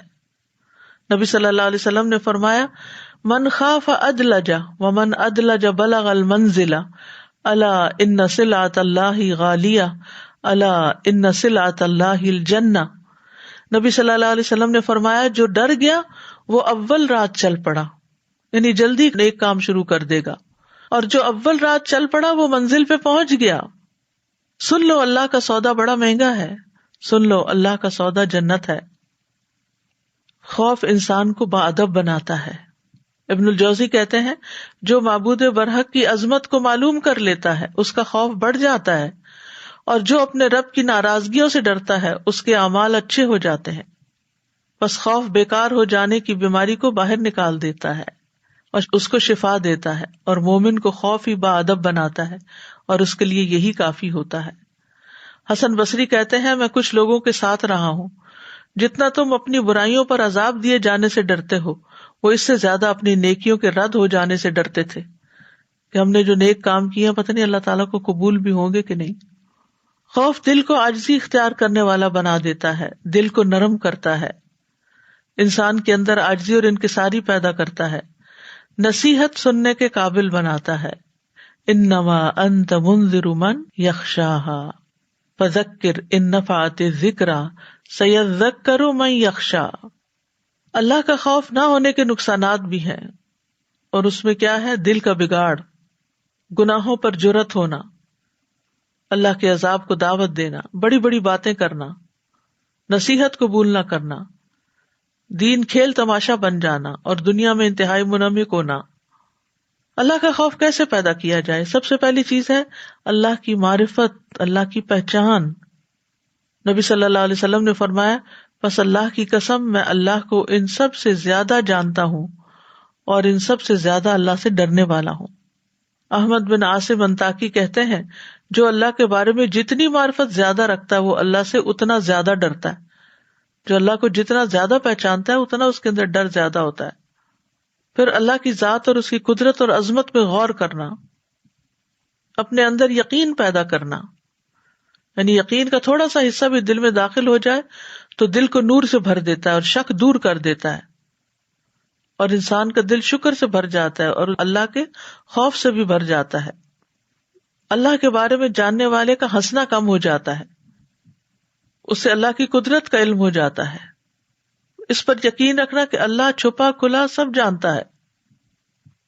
اللہ کی حکمتیں اس بندے کو سمجھ آنے لگتی ہیں.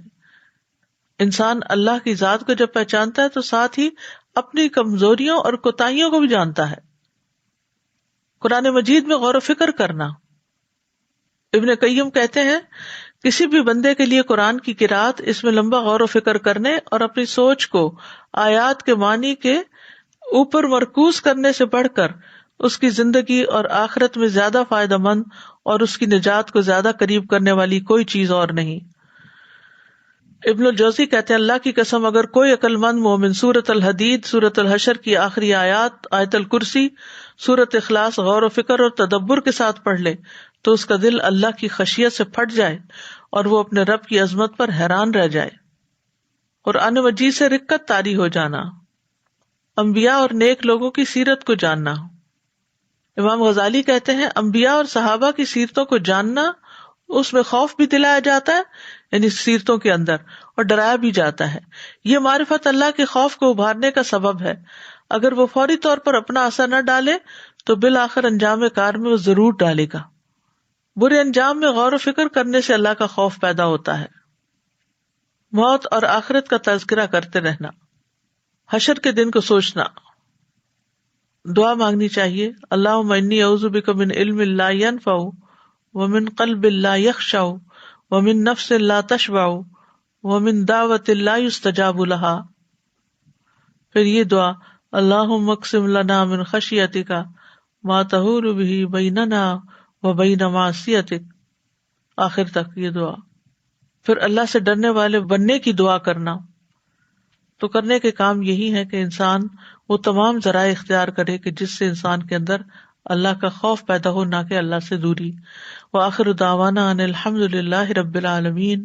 سبحانک اللہم وبحمدک اشہد ان لا الہ الا انت استغفرک واتوب الیک.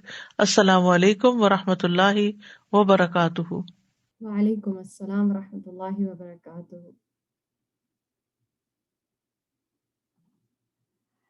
جی الحمدللہ، بہت ہی خوبصورت لیسن تھا. کیسا لگا آپ کو؟ میں یہ سوچ رہی تھی کہ سبحان اللہ، ہم رمضان میں ہم نے تھوڑا سٹارٹ کر دیا ہے قیام الحمدللہ، اور اب قیام اللیل آ گئی ہیں، تاقراتیں آ گئی ہیں الحمدللہ. تو اب ہمیں یہ بھی امید اپنے دل میں رکھنی چاہیے کہ اس آیت کے مطابق کہ اپنے رب سے ڈرنے والوں کے لیے 2 باغ ہیں، ٹھیک ہے؟ تو ہم بھی انشاءاللہ اس میں شامل ہو سکتے ہیں۔ ہمارا دین بہت خوبصورت ہے کہ دیکھیں ہم سب کے اندر جذبات ہوتے ہیں، ہم خوش بھی ہوتے ہیں، ہم غمگین بھی ہوتے ہیں، ہم غصہ بھی ہوتے ہیں، ساری چیزیں ہوتی ہیں، مگر یہاں اللہ سبحانہ تعالیٰ نے ہمیں جو بیلنس بتایا ہے نا کہ کوئی بھی فیلنگ آپ کی اتنی اوور پاور نہ ہو جائے کہ آپ کو وہ کام کرنے سے روک دے۔ جیسے ہم کبھی اگر بہت زیادہ غمگین ہوتے ہیں یا بہت زیادہ کوئی تکلیف ہوتی ہے تو پھر ہم کیا کرتے ہیں، اسی چیز پہ ہم سوچتے رہتے ہیں اور کیا ہوتا ہے کہ ہم کرنے والے کام چھوڑ دیتے ہیں۔ جیسے فار ایگزامپل ہم گڈ ڈیڈز ہم بالکل چھوڑ دیتے ہیں، یا ایسا ہوتا ہے کہ نماز سے پہلے کوئی ایسا انسیڈنٹ ہو جائے، ٹھیک ہے، کسی کی کوئی فون کال آ جاتی ہے ہمارے پاس، کچھ کوئی ایسی بات ہو جاتی ہے، گھر میں کوئی ایسی بات ہو جاتی ہے، اب وہ باتیں جو ہیں وہ نماز کے دوران وہ چلتی رہتی ہیں اور سبحان اللہ ہم اللہ کا ذکر بھول جاتے ہیں، ہم بھول جاتے ہیں کہ ہم نماز میں پڑھ کیا رہے ہیں، اور جب سلام پھیرتے ہیں تو ہمیں خیال آتا ہے اوہو میں نے تو نماز میں زیادہ کوئی ذکر ہی نہیں کیا۔ تو اسی طرح خوف کا بھی ہے کہ ہمارا جب یہ خوف بہت زیادہ ایکسٹریم ہو جائے گا تو وہ بھی ہمیں اطاعت سے پیچھے لے جائے گا۔ اور پھر میں یہ سوچ رہی تھی کہ ہم دیکھیں سورہ فاتحہ میں پڑھتے ہیں نا صراط الذین انعمت علیہم، تو یہ انعمت کی بات ہوئی، انعمت علیہم کہ کون سے لوگ ہیں جن کو اللہ سبحانہ تعالیٰ جنت دیں گے، انعام کریں گے۔ بالکل بیلنس ہونا بہت ضروری ہے۔ چلیے انشاءاللہ ہم سٹارٹ کرتے ہیں، آگے چلتے ہیں ہم انشاءاللہ۔ اچھا چلیے مجھے یہ بتائیے، اعوذ باللہ من الشیطان الرجیم، بسم اللہ الرحمن الرحیم۔ وَلِمَنْ خَافَ مَقَامَ رَبِّهِ جَنَّتَانِ، اور اس شخص کے لیے جو اپنے رب کے سامنے کھڑا ہونے سے ڈرا 2 جنتیں ہیں۔ یہ خوف مقام ربہ، اس سے کیا مراد ہے؟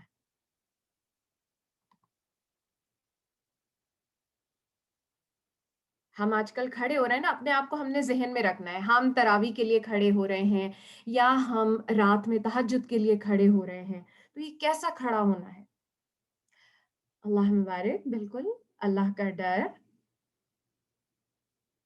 کیسا ہونا چاہیے اللہ کا ڈر؟ ٹھیک ہے، خوف، اطاعت، اللہ مبارک، ایمان، اطاعت، محبت، ٹھیک ہے، اللہ کی ناراضگی سے ڈرنا، اللہ مبارک سسٹر منسا، جی اللہ سے حیا سسٹر یاسمین، بالکل اچھا عمل، بالکل۔ خوف مقام ربہ کہ ہم نے ایسے کھڑا ہونا ہے کہ ہمارے ذہنوں میں سوائے اللہ کے اور کچھ نہ ہو، ٹھیک، ہم نے ایسے کھڑا ہونا ہے کہ ہمیں اس وقت اپنے گناہ، اپنی کوتاہیاں یاد آنی چاہیے، بالکل فیل ہز پریزنس، اللہ مبارک سسٹر سمینہ، بالکل۔ تو ہمیں کانشیس ہو کے کھڑا ہونا ہے، کہیں غافل دل کے ساتھ نہیں پڑھنی کہ وہ ہمیں دیکھ رہا ہے، اور اگر ہم یہ نہ فیل کر سکیں تو پھر یہ تو کم درجہ ہے نا، اور افضل درجہ کیا ہے کہ گویا ہم اسے دیکھ رہے ہیں۔ تو ہم ابھی سے یہ ہیبٹ بنانی شروع کریں گے تو انشاءاللہ ہم کر سکیں گے۔ پھر چلیے مجھے یہ بتائیے، ایک سیکنڈ میرے پاس دوبارہ سے آ گیا، اچھا چلیے اب تھوڑا سا ہم ریویژن کر لیتے ہیں جو آج ہم نے پڑھا ہے، کیونکہ آج کا ٹاپک واقعی ایسا ہے کہ اب ہمارے دل نرم ہو گئے ہیں الحمدللہ۔ جو رمضان کا مقصد تھا کہ ہمارے اندر تقویٰ پیدا ہو، وہ بھی تھوڑا بہت الحمدللہ پیدا ہو رہا ہے، پھر ہم قیام کر رہے ہیں، ہم قرآن کے ساتھ جڑے ہوئے ہیں الحمدللہ۔ تو آپ دیکھیں ہم یہ تمام ٹولز استعمال کر رہے ہیں، رائٹ؟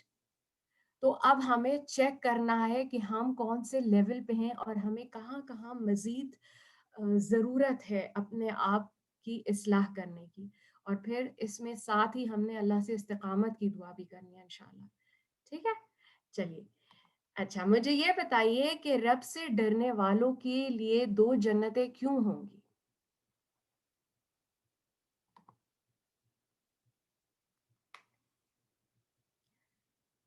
اچھا ٹھیک ہے، گناہوں کو چھوڑنے، ٹھیک ہے، گناہوں کو چھوڑ دیا تھا اور عمل کے جزا کے طور پہ۔ اللہ مبارک سسٹر شمع اور سسٹر سمینہ، بالکل نیک عمل کی جزا کے طور پہ۔ سسٹر سبیحہ خوف، اللہ کے خوف سے، اوکے چلیے انشاءاللہ ہم دیکھتے ہیں کہ انہوں نے اللہ کے منع کردہ کاموں کو چھوڑ دیا تھا، ایک جنت اس لیے ہوگی اور نیکیوں کی جزا کے طور پہ دوسری جنت ملے گی۔ اچھا اب یہاں پہ تھوڑا سا نا رک کے اب ہم نے سوچنا ہے اپنے بارے میں، کیونکہ یہ جو آج کا جو لیسن تھا نا یہ ہمارے عمل سے زیادہ منسلک ہے، ٹھیک ہے، اگر ہم اس کو اپنی آج اگر ہم اسے نہیں شامل کرتے تو پھر ہمارے لیے رمضان کے بعد اس کو اڈاپٹ کرنا مشکل ہوگا، ٹھیک ہے نا؟ جی بالکل سسٹر منصر، سسٹر نجمہ، بالکل ٹھیک ہے، اللہ مبارک۔ تو اب ہم نے یہ سوچنا ہے کہ میں اپنی، ہم سب نے اپنا اپنا جائزہ لینا ہے، ٹھیک ہے انشاءاللہ، کہ میں ایسا کون سا گناہ کا کام ہے جو میں کرتی ہوں مگر میں اس امید سے میں چھوڑنے کے لیے تیار ہوں کہ مجھے جنت ملے گی۔ اب it could be anything, ٹھیک ہے نا؟ دیکھیں میں اپنے گناہوں کو جانتی ہوں، ہم سب اپنے اپنے گناہوں سے واقف ہیں، رائٹ؟ تو ہم نے سب اپنے آپ کے بارے میں سوچنا ہے کہ ایسا کون سا گناہ ہے جو میں کرتی ہوں۔ کوئی کبیرہ گناہوں میں سے کوئی ایسا گناہ ہے جو میں کرتی ہوں؟ اب ہم نے کبیرہ گناہوں کو اپنے ذہن میں لے کر آنا ہے۔ کیا کہیں مجھے جھوٹ بولنے کی عادت تو نہیں؟ کہیں مجھے غیبت کرنے کی عادت تو نہیں؟ کہیں میں تانے تو نہیں دیتی؟ کوئی مذاق تو نہیں اڑاتی؟ تو ہم میں سے ہر ایک نے سوچنا ہے کہ میری زندگی میں ایسے کون سے کام ہیں جو میں کرتی ہوں اور میں جس کو اللہ کے لیے، اللہ کی خاطر میں چھوڑنے کے لیے تیار ہوں، اور مجھے اس بات کے لیے کہ مجھے نیکی ملے، مجھے جنت ملے گی انشاءاللہ۔ تو ہم نے اس نیت کے ساتھ انشاءاللہ اس کو چھوڑنا ہے، ٹھیک ہے؟ اگر میں نے کسی کے حق میں کمی کی ہے، میں کسی کے ساتھ حق تلفی کرتی ہوں یا میں کسی رشتہ دار کے ساتھ میں نے رابطہ توڑا ہوا ہے، تو میں صرف اللہ کی خاطر اس سے ملوں گی، ٹھیک ہے انشاءاللہ۔ یہ ہمارا کرنے کا کام ہے، ٹھیک ہے انشاءاللہ۔ اور طاق رہتے ہیں اس سے زیادہ بہترین وقت کوئی اور نہیں ہو سکتا کہ ہم جنت کے حصول کے لیے، جہنم سے پناہ کے لیے ہم اللہ سبحانہ وتعالیٰ سے دعائیں کر رہے ہیں، تو کچھ ہم انشاءاللہ کچھ عملی تدابیر بھی اپنائیں انشاءاللہ، ٹھیک ہے؟ چلیے اچھا اب مجھے یہ بتائیے کہ اللہ کے سامنے کھڑے ہونے سے ڈرنے کے لیے ہم پہ کیا چیزیں لازم ہیں؟ ہم اللہ کے سامنے کھڑے ہوتے ہیں تو ہمارے ذہن میں کیا ہونا چاہیے؟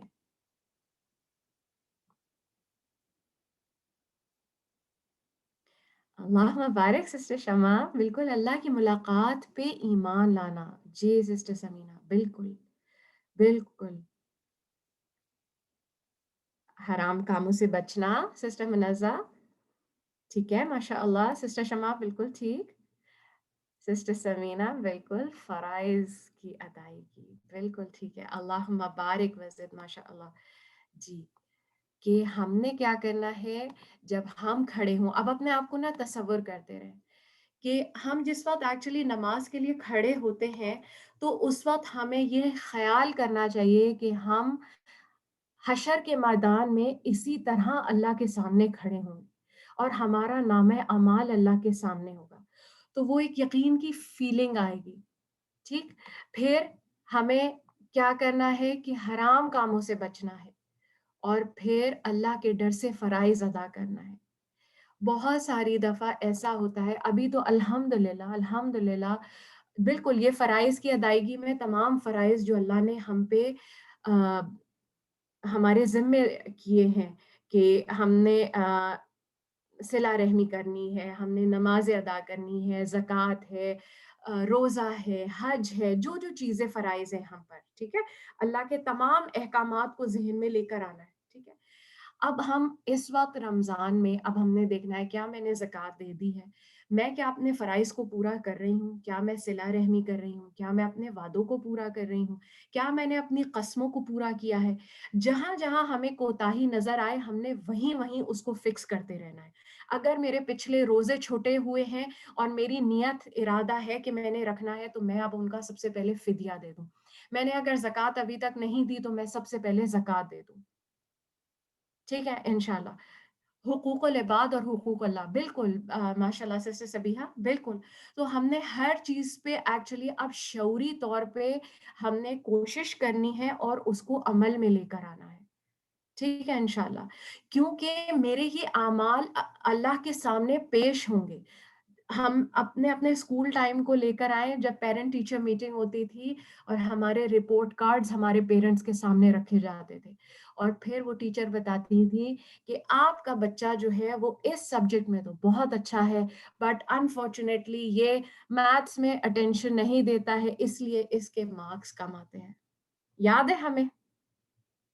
وہ صرف ہمارے پیرنٹس کے سامنے ہوتا تھا، صرف دو لوگوں کو پتا چلتا تھا کہ ہم نے کیا کیا ہے، کیا کارکردگی رہی ہے۔ یہاں اللہ سبحانہ تعالیٰ سوچیں پوری اب تک کے شروع سے لے کے آخر تک ابن آدم کے سامنے جس میں سب لوگ شامل ہوں گے، ہمارے دوست، ہمارے رشتہ دار، ہمارے والدین، ہمارے دشمن دوست سب ہوں گے، اور ان سب کے سامنے ہمارا نامہ اعمال پیش کیا جائے گا۔ اللہ سبحانہ تعالیٰ اس دن کی رسوائی سے ہم سب کو بچائے، اور اس رسوائی سے بچنے کے لیے ہمیں آج کوشش کرنی پڑے گی کہ جو کام میرے نفس کے خلاف جا رہے ہیں، جو کام مجھے لگتا ہے کہ مجھے اپنی انا توڑنی پڑے گی، اس کو توڑ دیں، ہم ابھی کر لیں، کیونکہ ابھی ہمارے پاس وقت ہے انشاءاللہ۔ چلیے مجھے یہ بتائیے کہ حضرت عبداللہ بن مسعود رضی اللہ عنہ کہتے ہیں کہ مومن اپنے گناہوں کو ایسا سمجھتا ہے کہ وہ ایک پہاڑ کے دامن میں بیٹھا ہے اور اسے ڈر ہے کہ کہیں پہاڑ اس پہ گر نہ جائے، اور فاجر اپنے گناہوں کو ایسا سمجھتا ہے کہ جیسے ناک پہ مکھی بیٹھی ہے اور اس نے ہاتھ سے اڑا دی۔ یہ صحیح ہے کہ غلط؟ اللہم بارک، ماشاء اللہ ماشاء اللہ، بالکل ٹھیک۔ اچھا اب اگین تھوڑا اپنے آپ کو تصور میں لے کر آئے۔ ہم بہت سارے گناہ ہماری زبان سے ہوتے ہیں، ہم بعض دفعہ کچھ چیزیں بولنا نہیں چاہتے مگر ہمارے منہ سے غیر ارادی طور پہ نکل جاتی ہیں، ٹھیک ہے؟ تو ہمارا اس وقت طرز عمل کیا ہوتا ہے؟ کیا میں اس شخص کو جا کے سوری کرتی ہوں؟ اب اس میں کوئی بھی ہو سکتا ہے، چاہے وہ میں اپنے شوہر سے کروں، دوست سے کروں، اپنی اولاد کے ساتھ کروں، فون پہ کسی اپنے دوست کے ساتھ کروں، سامنے کسی کے محفل میں کسی کا مذاق اڑاؤں، تو میں کیا کرتی ہوں؟ میرا طرز عمل کیا ہوتا ہے؟ کیا میں جا کے اسے سوری کہتی ہوں یا میں آگے سے کہتی ہوں کہ اٹس اوکے، کیا ہوا اگر میں نے کہہ دیا تو، ایسی کون سی بڑی بات ہو گئی؟ تو یہ جو قول ہے نا حضرت عبداللہ بن مسعود کا، یہ بہت زیادہ سخت ہے۔ یہ جو فاجر کا لفظ ہے نا، یہ بہت سخت ہے۔ تو اللہ سبحانہ تعالیٰ سے دعا کرنی ہے کہ ہمیں اپنی غلطیاں دیکھنے کی توفیق عطا فرمائے اور ہمیں اصلاح کرنے کی توفیق عطا فرمائے، آمین یا رب العالمین۔ سسٹر سبیحہ یہ ایکچولی بالکل ٹھیک ہے، یہ جو حضرت عبداللہ بن مسعود کا قول ہے، ٹھیک ہے انشاءاللہ۔ چلیے اب یہاں پہ ہم نے میچ کرنا ہے، ٹھیک ہے؟ ہم نے خوف کی بہت ساری قسمیں پڑھی تھیں، اشفاق، خشیت، رہبت، ہیبت اور وجل، ٹھیک ہے؟ تو اب یہ آپ نے جو ہے نا اپنے نوٹ سے مدد لینی ہوگی، کیونکہ بہت مشکل ہے کہ ذہن میں ہو، ٹھیک ہے؟ تو اب آپ لوگ اپنے نوٹ سے مجھے دیکھ کے بتا سکتے ہیں کہ اشفاق کون سا خوف ہے؟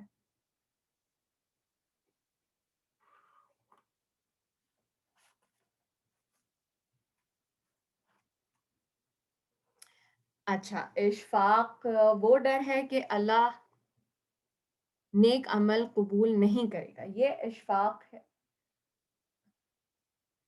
ٹھیک ہے، اچھا، نیک عمل قبول نہیں کرے گا. اللہ مبارک سسٹر شمع اور سسٹر منزہ اور سسٹر سمینہ، کہ وہ ڈر کہ اللہ نیک اعمال قبول نہیں کرے گا اس لیے حرام کام چھوڑ دیتا ہے. یعنی میرے پاس اگر کوئی فون کال آئے اور کوئی کسی دوست سے میری بات ہو رہی ہو کسی تیسرے شخص کے بارے میں، تو میرے ذہن میں یہ آ جائے کہ مجھے یہ بات نہیں کرنی کیونکہ پھر میرے نیک اعمال قبول نہیں کیے جائیں گے. اللہ سبحانہ تعالیٰ ہمارے اندر یہ خوف پیدا کر دیں. آمین یا رب العالمین. اچھا، سیکنڈ، خشیت. خشیت کون سا علم ہے؟ سوری، کون سا خوف ہے خشیت؟ سیکنڈ آپشن ہے. پکی بات ہے کہ اللہ کا ایسا خوف ہونا جس میں اللہ کی ذات کا علم بھی ہو، اللہ کی معرفت ہو. اچھا، تھرڈ بھی کہا ہے دل کی کپکپاہٹ، بڑی ہستی کی پکڑ کا خوف.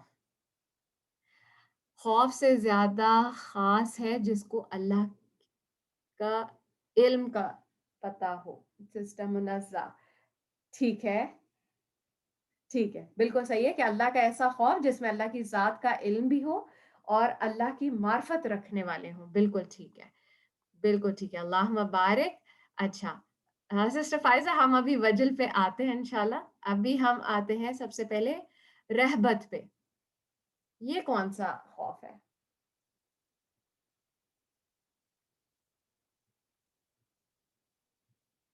ناپسندیدہ چیز سے بھاگنا. اللہ مبارک، ماشاء اللہ سسٹر سارا. اچھا، اور ہیبت کون سا خوف ہے؟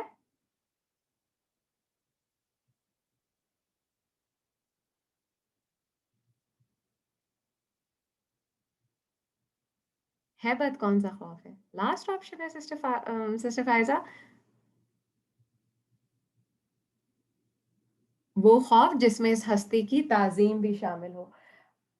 بالکل ٹھیک ہے سسٹر فائزہ، الحمدللہ. جی سسٹر منازہ، بالکل اللہ کی تعظیم. اور وجل.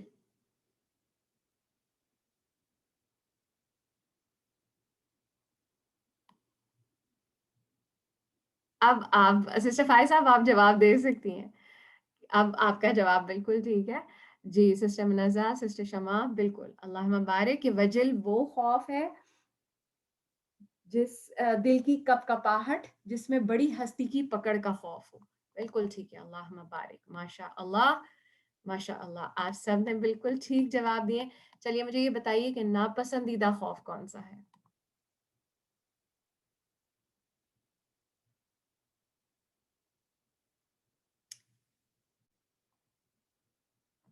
ناپسندیدہ خوف کون سا ہے؟ جو مایوس کر دے، جو فرائض پورے کرنے میں سے ہمیں دور رکھے. بالکل اللہ مبارک سسٹر فائزہ. جس کی وجہ سے انسان نیکی کے کاموں سے رک جائے. اللہ مبارک. ڈپریشن، موت ہو جائے سسٹر سعدیہ، اللہ مبارک. بالکل اللہ. جی سسٹر سمینہ، بالکل ٹھیک ہے. جی، اگر خوف اتنا بڑھ جائے کہ انسان بیمار ہو جائے یا غم کا شکار ہو جائے اور فرائض ادا کرنے سے رک جائے. آپ دیکھیں، آپ لوگوں نے سنا ہوگا بہت سارے لوگ ہیں جن کو موت سے بہت خوف آتا ہے، جن کو اتنا زیادہ خوف ہوتا ہے کہ وہ کھانا پینا چھوڑ دیتے ہیں، ڈپریشن میں مبتلا ہو جاتے ہیں، رائٹ؟ اور لٹرلی ان دنیا، وہ اللہ کی نعمتوں سے اور ان کو انجوائے کرنے سے، ہر چیز سے وہ ایک دم رک جاتے ہیں. ٹھیک ہے، تو یہ ناپسندیدہ ہے خوف، چاہے وہ موت کا خوف ہو، قبر کا خوف ہو، ہمیں اللہ کے سامنے کھڑا ہونے کا خوف ہو. اس خوف کو اللہ سبحانہ تعالیٰ نے کیسے بیلنس کیا ہے؟ ہمیں رحمت کی امید دلا کے. آپ دیکھیں، جبھی خوف کے ساتھ اللہ سبحانہ تعالیٰ نے 2 جنتوں کا وعدہ کر دیا تاکہ انسان اس ڈپریشن میں جائے ہی نہیں.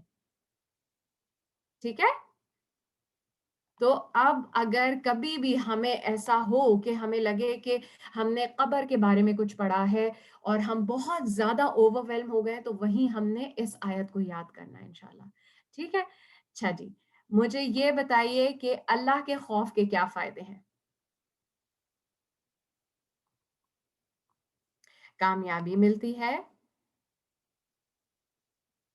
جنت ملتی ہے، اللہ مبارک، 2 باغ، ٹھیک ہے، نجات ملتی ہے، نیک کام کی رغبت، اقتدار، دنیا اور آخرت کی کامیابی. ماشاء اللہ آپ نے اپنی سماعت اور اپنی بصیرت یعنی کہ آنکھ اور کان اور دل سب کو آپ نے استعمال کیا. الحمدللہ عزت ملتی ہے، اللہ کی قربت ملتی ہے. بالکل بالکل، اللہ مبارک. اور نصیحت سننے کے لیے دل نرم ہو جاتا ہے، غیر اللہ کا خوف نکل جاتا ہے، حق بات کرنے کی توفیق مل جاتی ہے، اللہ کا حکم ماننا آسان ہو جاتا ہے. بالکل، ہمیں بہت ساری دفعہ جو زندگیوں میں ہمارے خوف ہوتا ہے نا کہ ہم او ہو وہ کیا کہے گا، اچھا پھر لوگ میرے بارے میں یہ سوچیں گے، تو لوگوں کا خوف نکل جاتا ہے. بالکل، اللہ مبارک سسٹر منزہ، بالکل عرش کا سایہ ملے گا. اللہ مبارک. الحمدللہ. تو یہ خوف جو ہے اللہ کا خوف ایکچولی ہمیں بہادر بناتا ہے. ٹھیک ہے، چلیے اچھا یہ بتائیے اللہ سے خوف نہ ہونے کے کیا نقصان ہے؟ جی، اللہ سے راضی ہو جانا. بالکل، اللہ مبارک سے شفشین. جی، اب نقصان کی طرف آتے ہیں. ہمیں پتہ ہونا چاہیے نا دونوں چیزیں، کیونکہ بہت ساری دفعہ چیزیں اپنی ضد سے پہچانی جاتی ہیں. دل کا بگاڑ، اللہ مبارک، بالکل ماشاء اللہ. تکبر، بربادی، اللہ کی ناراضگی، گناہوں پہ تکبر کرنا، فخر کرنا، اچھا، حق کا انکار، جہنم. ٹھیک ہے، اچھا ہمارے پاس جو جواب ہے دل کا بگاڑ ہونا، گناہوں پہ جرت ہوتی ہے، انسان نصیحت قبول نہیں کرتا، دل دنیا میں زیادہ مگن ہوتا ہے. تو یعنی جو ہمارا دل جو اس قرآن کی محفل میں لگ رہا ہے وہ نہیں لگتا. ٹھیک ہے، تو آج جو ہمارا دل لگا ہے تو ہم نے اس پہ بھی اللہ کا شکر ادا کرنا ہے. چلیے جلدی سے، ہمارا ٹائم اوپر ہو چکا ہے. ہم ایسا کرتے ہیں کہ اب دعا پڑھ لیتے ہیں انشاءاللہ. ٹھیک ہے، بہت ہی خوبصورت دعا جو استاذہ نے آج مینشن کی تھی. اللہم انی اعوذ بک من علم لا ينفع ومن قلب لا يخشع ومن نفس لا تشبع ومن دعوت لا يستجاب لها. کہ اللہ بے شک میں پناہ مانگتا ہوں ایسے علم سے جو نفع نہ دے، اس دل سے جو نہ ڈرے، اس نفس سے جو سیر نہ ہو، اور اس دعا سے جو قبول نہ ہو. لیلۃ القدر ہماری شروع ہو چکی ہے، اور جیسا کہ آپ لوگ چیٹ میں دیکھ رہے ہوں گے کہ ہمارے ساتھ سسٹر مدیحہ نے شیئر کیا ہے کہ ہم لیلۃ القدر میں یہ پروگرام ہے ہمارا، آپ لوگ اس کو جوائن کر سکتے ہیں انشاءاللہ. بہت ساری ٹپس ہیں، دعائیں ہیں جس سے ہم انشاءاللہ فائدہ اٹھا سکتے ہیں اور اپنی قیام اللیل کو ہم خوبصورت بنا سکتے ہیں. اللہ سبحانہ تعالیٰ سے دعا ہے کہ اللہ سبحانہ تعالیٰ ہماری ان کوششوں کو قبول فرمائے.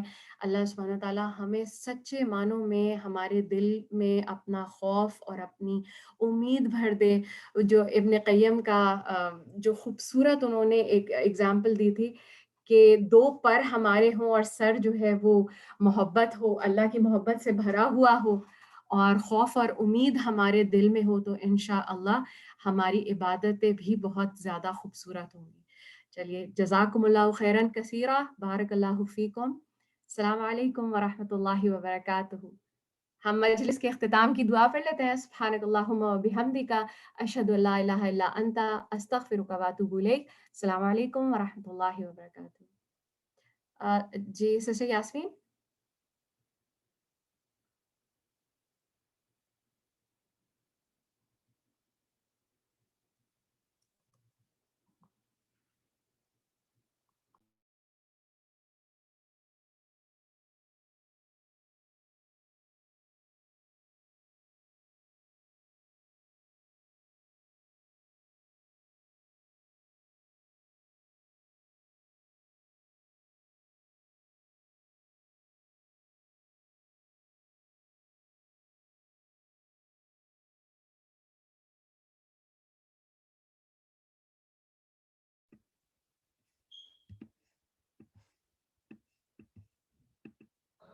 اللهم إنك عفو تحب العفو فاعف عنا. اللهم إنك عفو تحب العفو فاعف عنا.